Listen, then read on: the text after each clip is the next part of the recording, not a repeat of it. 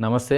నేను doctor Hazarathaiah Nadendla, consultant surgical gastroenterologist and GI onco surgeon at Apollo hospital Secunderabad. So, ఈరోజు మనం దేని గురించి డిస్కస్ చేద్దామంటే గాల్ బ్లాడర్ స్టోన్స్ గురించి డిస్కస్ చేద్దాం. గాల్ బ్లాడర్ స్టోన్స్ ఎందుకొస్తాయి? ఎవరిలో వస్తాయి? ఎవరిలో కామన్‌గా వచ్చే అవకాశాలున్నాయి? దానివల్ల ఏమేం ప్రాబ్లమ్స్ వస్తాయి? ఏమేం కాంప్లికేషన్‌లు రావచ్చు? అని దానికి ఎలా ట్రీట్మెంట్ చేస్తాం అనే దాని గురించి డిస్కస్ చేద్దాం. సో, గాల్ బ్లాడర్ స్టోన్స్ అనేవి జనరల్‌గా మనకు లివర్‌లో బైల్ అనేది ప్రొడ్యూస్ అయితది. ఆ బైల్ అనేది మన ఫ్యాట్ గాని వాటికి డైజెషన్ కోసం ఉపయోగపడుతది. సో, మనం ఫాస్టింగ్‌లో ఉన్నా, ఏం సరిగ్గా తినకపోయినా, టిపికల్ టైమింగ్స్‌లో తిన్నా గానీ, ఆ గాల్ బ్లాడర్ అనేది బైల్ డక్ట్‌లో స్టోర్ అయితూ ఉంటది. సో, మనం ఓవర్ ఫాస్టింగ్ ఉన్నా, లేదా గాల్ బ్లాడర్ సరిగ్గా ముడుచుకోకపోయినా, సో, గాల్ బ్లాడర్‌లో ఉండే బైల్ అక్కడే ఉండి, దాంట్లో ఉండే కొలెస్ట్రాల్ అంతా కలిసి స్టోన్స్ లాగా ఫార్మ్ అయ్యే అవకాశాలుంటాయి. రెండో రకం ఏందంటే ఆర్‌బీస్ మన బాడీలో ఉండే ఎర్ర రక్త కణాలు ఎక్కువ డెస్ట్రాయ్ అయిపోవడం వల్ల, దాంట్లోంచి వచ్చే హీమ్ అనే దాని వల్ల కూడా లివర్ దాన్ని కోపప్ చేయలేక దానివల్ల కూడా స్టోన్ ఫార్మ్ అయ్యే అవకాశాలుంటాయి. వాటిని పిగ్మెంట్ స్టోన్స్ అంటాం. సో, మనకు 3 రకాల స్టోన్స్ ఉంటాయి. ఒకటి పిగ్మెంట్ స్టోన్స్, ఒకటి కొలెస్ట్రాల్ స్టోన్స్, 3 మిక్స్డ్ స్టోన్స్ అంటే పిగ్మెంట్, కొలెస్ట్రాల్ 2 కలిసి ఉండొచ్చు. ఇవి స్టోన్స్ కారణాలు. ఎవరిలో కామన్ అంటే ఆడవారిలో కామన్. జనరల్‌గా ఎలా చెప్తామంటే ఫ్యాట్, ఫర్టైల్, 40 ఫీమేల్ అంటే ఆడవారు 40 సంవత్సరాలు ఉన్నవాళ్ళు, పిల్లలు ఉండి అరౌండ్ 18-20, 45 ఇయర్స్ ఏజ్ గ్రూప్ ఉన్నవాళ్ళు, కొంచెం లావుగా ఉన్నవాళ్ళు. వీళ్ళల్లో స్టోన్స్ ఫార్మ్ అయ్యే అవకాశాలు బాగా ఎక్కువ. అంటే మగవారితో పోలిస్తే ఒక 6 టైమ్స్ ఎక్కువ. ఒక మగవారికి వస్తే 6-8 మంది ఆడవారికి వచ్చే అవకాశాలు ఉంటాయి. ఎందుకు అంటే ఒకటి ప్రెగ్నెన్సీ టైంలో గానీ, హార్మోన్స్ వల్ల గానీ గాల్ బ్లాడర్ మూవ్‌మెంట్ అనేది తక్కువ ఉంటది. సో, దానివల్ల స్టోన్స్ ఫార్మ్ అయ్యే అవకాశాలు ఎక్కువ. సో, ఇప్పుడు మనం అందరికీ ఆపరేషన్ చేయాలనా? అవసరం లేదు. ఎవరికి ఆపరేషన్ చేయాలంటే ఎవరికైతే పెయిన్ స్టార్ట్ అవుతుందో, గాల్ బ్లాడర్‌లో స్టోన్ వచ్చి ఇరుక్కొని దానివల్ల పెయిన్ వస్తుందో వాళ్ళకి రిపీటెడ్‌గా వచ్చే అవకాశాలు ఎక్కువ. సో, వాళ్ళకి మనం సర్జరీ అడ్వైస్ చేస్తాం. సో, ఎప్పుడు సర్జరీ చేస్తాం? ఒకటి స్టోన్ వల్ల పెయిన్ రావడం, లేదా స్టోన్ బ్లాక్ చేసేసి గాల్ బ్లాడర్ అంతా వాపు వచ్చేసి, లేదా గాల్ బ్లాడర్‌లో రప్చర్ అవ్వడం, చిన్న హోల్ ఫార్మ్ అయిపోయి పర్ఫరేషన్ అంటాం. అలా యాబ్సెస్ చీము గడ్డ కట్టడం గానీ ఇలా ఉన్న వాళ్ళకి, లేదా ఆ స్టోన్ స్లిప్ అయిపోయి పక్కన సీబీడీ పైప్ అని ఉంటది. అది లివర్ నుంచి చిన్న పేగుకి జాయినింగ్ ఉంటది ఆ పైపు. ఆ పైప్‌లో స్టోన్ స్ట్రక్ అయినా దానివల్ల జాండీస్ వచ్చే అవకాశం పెయిన్‌తో పాటు.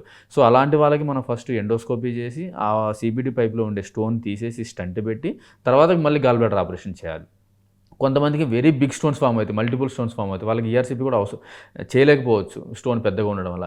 అలాంటి వాళ్ళకి లాప్రోస్కోపీ ద్వారా మా సీబీడీ పైప్‌ని ఓపెన్ చేసి స్టోన్స్ తీసేసి సీబీడీ మళ్ళీ ఆ పైప్‌ని క్లోజ్ చేసి గాల్ బ్లాడర్‌ని తీసేయాలి. సో, ఇది మన కాంప్లికేషన్స్. ఇప్పుడు కాంప్లికేషన్స్ చూసుకుంటే మనం ఆల్రెడీ చెప్పినట్టు ఒకటి పెయిను, రెండోది గాల్ బ్లాడర్ పైపు బ్లాక్ అవ్వడం వల్ల గాల్ బ్లాడర్‌లో వచ్చే ఇన్ఫెక్షను, దానివల్ల వచ్చే పర్ఫరేషను, చీమగడ్డ ఫార్మ్ అవ్వడం ఇవి. రెండోది ఆ స్టోన్ స్లిప్ అయ్యి సీబీడీ పైప్‌లో పడితే దానివల్ల వచ్చే జాండీసు, ఇంకొకటి కోలాంజైటిస్. అంటే అది స్టోన్ అక్కడ ఇరుక్కుపోవడం వల్ల పసరు అనేది కిందకి రాకపోవడం వల్ల బైలు, సో, దాంట్లో వచ్చి ఇన్ఫెక్షన్ వచ్చేదాన్ని కోలాంజైటిస్ అంటాం. దానివల్ల ఏమవుతుందంటే కిడ్నీల మీద, లివర్ మీద, లంగ్స్ మీద వీటన్నిటి మీద ఎఫెక్ట్ పడే అవకాశాలు ఉంటాయి. నెక్స్ట్ ఏంటంటే ఇంకా స్టోన్ కిందకి స్లిప్ అయ్యి ప్యాంక్రియాస్ పైపు, సీబీడీ పైపు 2 కలిసి జాయిన్ అయ్యి చిన్న పేగులోకి ఓపెన్ అవుతాయి నార్మల్‌గా. సో, ఇప్పుడు ఎక్కడైతే ఆ జాయిన్ అయితాయో అక్కడికొచ్చి స్టోన్ ఇరుక్కుందనుకోండి, ప్యాంక్రియాస్‌లో ఉండే జ్యూస్‌లు మనకు డైజెషన్‌కి ఉపయోగపడే జ్యూస్‌లు రాలేవు. సో, దీనివల్ల ఏమవుద్దంటే అక్కడ ఆ జ్యూసెస్ అన్నీ అక్కడ ప్యాంక్రియాస్‌లో కలెక్ట్ అయిపోయి ఆ జ్యూస్‌ని దాన్ని తినేస్తాయి ప్యాంక్రియాస్‌ని. సో, దాన్ని అక్యూట్ ప్యాంక్రియాటైటిస్ అంటాం. సో, ఇది మేజర్ కాంప్లికేషన్ మనకి. ఈ అక్యూట్ ప్యాంక్రియాటైటిస్ ఎంత సివియర్‌గా వస్తదనేది వి కాంట్ ఎక్స్‌పెక్ట్. కొంతమందికి మైల్డ్‌గా రావచ్చు. ఓన్లీ ఎంజైమ్స్ ఒకటి ఎలివేట్ అయ్యి కొంచెం పెయిన్ వచ్చి తిన్నప్పుడు పెయిన్ రావడం అలా ఉండొచ్చు. కొంతమందికి మొత్తానికి ప్యాంక్రియాస్ దాన్నే తినేసేయొచ్చు సివియర్‌గా. దాన్ని అక్యూట్ నెక్రోటైజింగ్ ప్యాంక్రియాటైటిస్ అంటారు. సో, అలా ఉన్న వాళ్ళకి ఏంటంటే ఐసీయూలో అడ్మిషన్ అవసరం పడొచ్చు. కొన్నిసార్లు సర్జరీ చేయాల్సిన అవసరం పడొచ్చు. ఇవన్నీ మేజర్ కాంప్లికేషన్స్. సో, జనరల్‌గా గాల్ బ్లాడర్‌లో స్టోన్స్ ఉండి పెయిన్ వస్తుంది అంటే బెటర్ గో ఫర్ సర్జరీ. కొంతమందికి డౌట్ ఏముంటదంటే గాల్ బ్లాడర్ స్టోన్స్ ఒక్కటే తీస్తారా గాల్ బ్లాడర్ తీయకుండా అనే డౌట్ ఒకటి ఉంటది. సో, ఇప్పటివరకు ప్రపంచంలో ఎక్కడ అలాంటి సర్జరీ అనేది లేదు. సో, గాల్ బ్లాడర్ ప్రాబ్లమ్ ఎక్కడొస్తుంది? గాల్ బ్లాడర్ సరిగ్గా ముడుచుకుపోవడం వల్ల వస్తుంది. సో, ఇప్పుడు మనం ఓన్లీ ఒకవేళ ఫర్ ఎగ్జాంపుల్ అలా చేయాల్సి వచ్చినా, ఒకవేళ స్టోన్ తీసినా మళ్ళీ గాల్ బ్లాడర్‌లో స్టోన్ ఫార్మ్ అయ్యే అవకాశాలు ఉన్నాయి. సో, అందుకని మనకి ఈ గాల్ బ్లాడర్ అనేది ఒకదాన్ని తీసేస్తాం. ఇంకొక డౌట్ ఏముందంటే గాల్ బ్లాడర్ తీసేస్తే డైజెషన్ ఇష్యూస్ వస్తాయి. చాలామందికి మా పక్కన వాళ్ళకి వీళ్ళందరికీ డైజెషన్ ఇష్యూస్ ఉన్నాయనే ఒక డౌట్ మళ్ళీ ఒకటి ఉంటది. సో, గాల్ బ్లాడర్ అనేది లివరు, పసరు పైపు దానికి ఒక సైడ్ బ్యాగ్ లాగా. అంటే మనం సరిగ్గా ఫుడ్ తీసుకోకపోయినా, టైంకి తీసుకోకపోయినా లివర్‌లోంచి కంటిన్యూయస్‌గా పసరు ప్రొడ్యూస్ అయితూ ఉంటది. అది వచ్చి మన గాల్ బ్లాడర్‌లో స్టోర్ అయితుంటది. ఇప్పుడు ఆ స్టోరేజ్ ఉండదు అంతే. లివర్ బాగానే ఉంటుంది, లివర్లోంచి వచ్చే పసరు బాగానే ఉంటుంది, ఆ పసరు వెళ్ళే దారి సిబిడి పైప్ బాగానే ఉంటుంది, ఇంటెస్టైన్స్ బాగానే ఉన్నాయి. సో మామూలుగా రోజుకి మనకు ఆ పసరు డైలీ ఒక 7 to 8 సైకిల్స్ తిరుగుతూ ఉంటుంది బాడీలో. ఓన్లీ 5% మాత్రమే మోషన్లో వెళ్తుంది. ఆ కలర్ కూడా బయలు వల్ల వచ్చేది మోషన్ కలర్. సో ఇప్పుడు ఏంటంటే ఆ 7 to 8 కాస్త 10 to 12 టైమ్స్ రొటేషన్ అవుతుంది. అంతే తప్ప డైజెషన్లో ఎక్కడ ప్రాబ్లం రాదు. ఓన్లీ ఒక 1%, 2% పీపుల్కి మాత్రం కొన్నిసార్లు బయలు ఎక్కువ రావడం వల్ల లూజ్ మోషన్ అయ్యే అవకాశం ఒక వారం 10 రోజులు ఉండొచ్చు. తర్వాత అదే సెట్ అయిపోద్ది, బాడీ అలవాటు చేసుకుంటుంది చిన్న పేగు.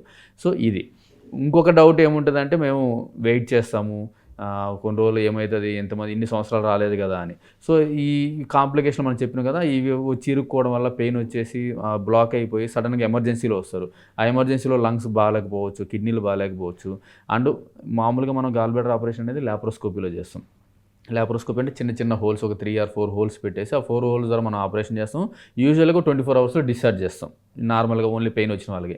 ఇలా కాంప్లికేషన్ అయిన వాళ్ళకి ఏంటంటే అడ్మిషన్లు ఎన్ని డేస్ పడుతుంది అనేది మనం చెప్పలేము. ఫర్ ఎగ్జాంపుల్ సిబిడి స్టోన్ పడింది అనుకోండి, మనం ఫస్ట్ స్టంట్ వేయాలి, తీయాలి, తర్వాత గాల్ బ్లాడర్ ఆపరేషన్ చేయాలి.